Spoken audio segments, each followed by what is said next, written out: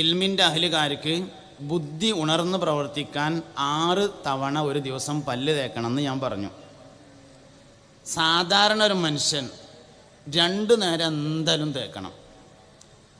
പഴയ കാലത്തെ അപേക്ഷിച്ച് പുതിയ കാലത്ത് വായക്ക് വാസനയുള്ളവർ കൂടുതലാണ്. ഉള്ള കാര്യം നമ്മൾ മറച്ചിട്ടൊരു കാര്യമില്ല. വായനാറ്റമുള്ളവർ പഴയ കാലത്തെ അപേക്ഷിച്ച് കൂടുതലാണ് എന്ന് പ്രത്യേകിച്ച് കല്യാണം കഴിഞ്ഞവർ മനസ്സിലാക്കണം. ഭാര്യമാരും ഭർത്താക്കന്മാരും പ്രത്യേകം മനസ്സിലാക്കണം. അതിൻ്റെ കാരണം നമ്മൾ ധാരാളമായി ഇറച്ചി മീനും തിന്നുന്നുണ്ട് എന്നുള്ളത് തന്നെയാണ് അതിൻ്റെ കാരണം. തിന്നാതിരിക്കുക എന്നുള്ളതല്ല ഞാൻ പറയുന്ന പരിഹാരം. സിവാക്ക് ചെയ്യണം. സിവാക്ക് എന്ന വാക്കിൽ പല്ല് മാത്രം തേക്കലല്ല, പല്ലും തേക്കണം, മോണയും തേക്കണം, നാവും തേക്കണം. അതിനാണ് സിവാക്ക് എന്ന് പറയുന്നത്. പല്ല് തേക്കൽ ചർച്ച ചെയ്ത എല്ലാ സ്ഥലത്തും പല്ലിന് നീളത്തിലും പിന്നെ നാവിന് നീളത്തിലും പല്ലിന് വീതിയിലും തേക്കണം എന്ന് പറഞ്ഞിട്ടുണ്ട്. അതിൻ്റെ അർത്ഥം എന്താ? പല്ല് തേക്കുക എന്ന് പറഞ്ഞാൽ പല്ല് മാത്രമല്ല, ഊന് തേക്കണം, നാവും തേക്കണം. ആമാശയത്തിൽ നിന്ന് കയറി വരുന്ന 200-ൽ പരം ഇനം ഉഷ്ണജീവികൾ നാവിൽ തങ്ങി നിൽക്കും. നമ്മളെ നാവിൻ്റെ ഒറിജിനൽ കളർ ചുവപ്പാണ്. നമ്മൾ എന്ത് പറഞ്ഞിട്ടും കാര്യമില്ല. അല്ലാന്ന് വാദിച്ചിട്ട് കാര്യമില്ല. നാവിൻ്റെ ഒറിജിനൽ കളർ ചുവപ്പാണ്. പിന്നെ നാവമ്മ കാണുന്ന മഞ്ഞക്കളറും വെള്ളക്കളറും എന്താ സാധനം? ആമാശയത്തിൽ നിന്ന്, കിഡ്നിയിൽ നിന്ന്, മലാശയത്തിൽ നിന്ന്, മൂത്രാശയത്തിൽ നിന്ന്, ശുക്ലാശയത്തിൽ നിന്ന്, ഇങ്ങനെയുള്ള വയറിനുള്ളിലെ ഇൻറ്റേണൽ ഓർഗൻസിൽ നിന്ന് കയറി വരുന്ന ഉഷ്ണജീവികൾ തങ്ങി നിൽക്കുന്നതാണ് നാവിൽ കാണുന്ന കളറ്. അതുകൊണ്ട് അത് നന്നായിട്ട് വൃത്തിയാക്കി കളഞ്ഞെങ്കിൽ മാത്രമേ. വായനാറ്റത്തിൻ്റെ പ്രധാന കാരണം പല്ലല്ല, വായനാറ്റത്തിൻ്റെ പ്രധാന കാരണം നാവാണ്. നാവ് ക്ലിയറാക്കിയില്ലെങ്കിൽ വായനാറ്റം ഉണ്ടാവും. പല്ല് ക്ലിയറാക്കിയിട്ട് കാര്യമില്ല. അണപ്പല്ലുകൾ തേക്കേണ്ടത് വായ അടച്ചു വെച്ചിട്ടാണ്. അണപ്പല്ലുകൾ ഒരിക്കലും വായ തുറന്നു വെച്ച് തേക്കരുത്. അണപ്പല്ല് വൃത്തിയാക്കാൻ വായ അടച്ചു വെച്ച് തേച്ചെങ്കിൽ മാത്രമേ അതിൻ്റെ ഉള്ളിലേക്ക് മുഴുവനും ബ്രഷിൻ്റെ പല്ലുകൾ എത്തിച്ചേരുകയുള്ളൂ. അതുകൊണ്ട് അകവും പുറവും നന്നായി വൃത്തിയാക്കണം. എപ്പോഴെല്ലാം പല്ല് തേക്കുന്നുണ്ടോ അപ്പോഴെല്ലാം നാവും വൃത്തിയാക്കണം. നമ്മളെ കൊണ്ട് വേറൊരാൾക്ക് ബുദ്ധിമുട്ടുണ്ടാവരുത്. മലക്കുകൾ ഒഴിഞ്ഞു പോവാതിരിക്കാൻ നമ്മൾ വലിയ സൂക്ഷ്മത പാലിക്കണം. കുടുംബജീവിതം തകരുന്നതിൽ വരെ ഈ വിഷയത്തിലെ സൂക്ഷ്മതക്കുറവ് വലിയ കാരണമാണ് എന്ന് മനസ്സിലാക്കണം. അതുകൊണ്ട് സാധാരണക്കാർ 2 നേരം നിർബന്ധമായും തേക്കണം.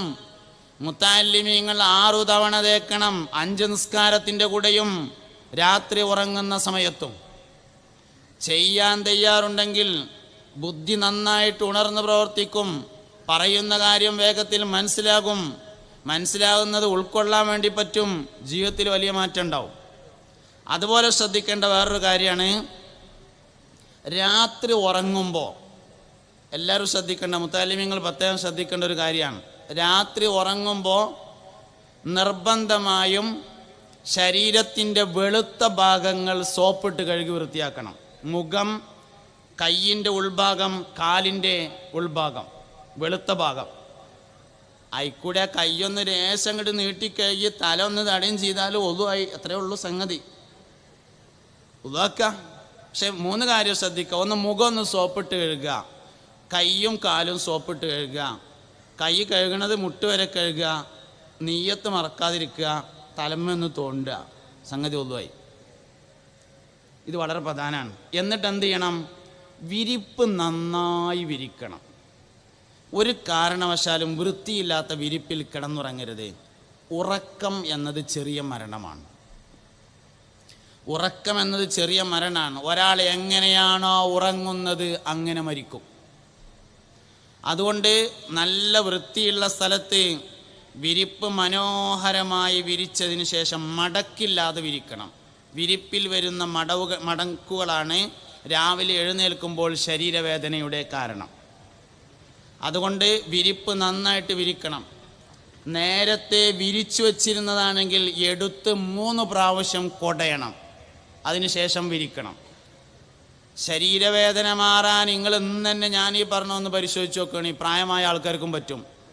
കിടക്കാൻ ചെല്ലുമ്പോൾ വിരിപ്പെടുത്ത് 3 തവണ കൊടയാ, എന്നിട്ട് മടക്കില്ലാതെ നന്നായിട്ട് നിവർത്തി വിരിക്കുക. എന്നിട്ട് കട്ടിലുമ ചെന്നിരിക്കണം. തോനൊന്നും വേണ്ട. ഒരു ഫാത്തിഹ, ഒരു ഖുൽ ഹുവല്ലാഹു അഹദ്, ഒരു ഖുൽ അഊദു ബിറബ്ബിൽ ഫലക്ക്, ഒരു ഖുൽ അഊദു ബിറബ്ബിൻ നാസ് ഓതുക. കയ്യിൽ ഊതുക. തല മുതൽ കാല് വരെ ഒന്നിച്ചൊന്ന് തടവുക. ഒരു ഖുൽ ഹുവല്ലാഹു അഹദും കൂടി ഓതുക. ഖുൽ അഊദു ബിറബ്ബിൽ ഫലക്ക് ഓതുക, ഖുൽ അഊദു ബിറബ്ബിൻ നാസ് ഓതുക. തല മുതൽ കാല് വരെ ഒന്നിച്ച് തടവുക. ഒരു പ്രാവശ്യം കൂടിയും ഖുൽ ഹുവല്ലാഹു അഹദ് ഓതുക, ഖുൽ അഊദു ബിറബ്ബിൽ ഫലക്ക് ഓതുക, ഖുൽ അഊദു ബിറബ്ബിൻ നാസ് ഓതുക. തല മുതൽ കാല് വരെ ഒന്നിച്ച് തടവുക. ഒരായത്തുൽ കുർസി ഓതുക.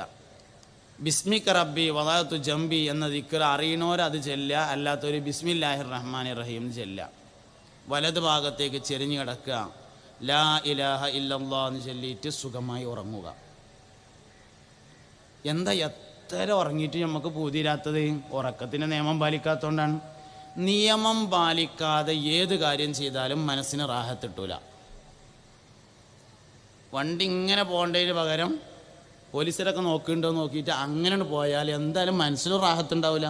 നിയമം പാലിച്ചില്ലെങ്കിൽ മനസ്സിന് റാഹത്ത് നഷ്ടപ്പെടും.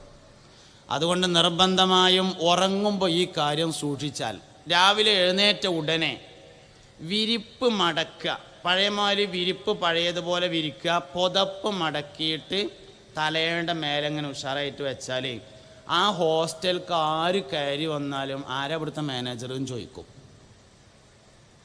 വിരിപ്പ് വൃത്തിയായി വിരിക്കുകയും പുതപ്പ് മടക്കി വെക്കുകയും ചെയ്താൽ ഏറ്റവും വൃത്തിയുള്ള ഹോസ്റ്റലായി നമ്മൾ താമസിക്കുന്ന ഹോസ്റ്റലിനെ മാറ്റാം. അത് മാത്രം ചെയ്താൽ മതി. ചെറിയ കാര്യങ്ങളെ കൊണ്ട് വലിയ നേട്ടം ഉണ്ടാക്കാം. അതുകൊണ്ട് വലിയ കാര്യത്തിൽ നമ്മളൊക്കെ സൂക്ഷ്മത ഉള്ളവരാണ്, ആരും സൂക്ഷിക്കാത്തവരല്ല. 10,000 രൂപ കള്ളനും സൂക്ഷിക്കും.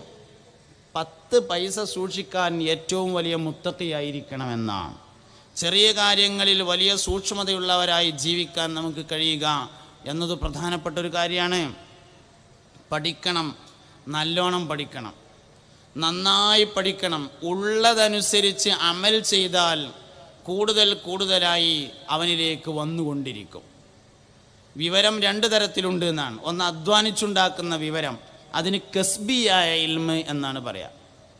രണ്ടാമത്തൊന്നുണ്ട് വഹബിയായ ഇൽമ് എന്ന് പറഞ്ഞാൽ അള്ളാഹുവിങ്കിൽ നിന്ന് ഓശാരമായി ലഭിക്കുന്ന വിജ്ഞാനത്തിനാണ് വഹബിയായ ഇൽമ് എന്ന് പറയാം.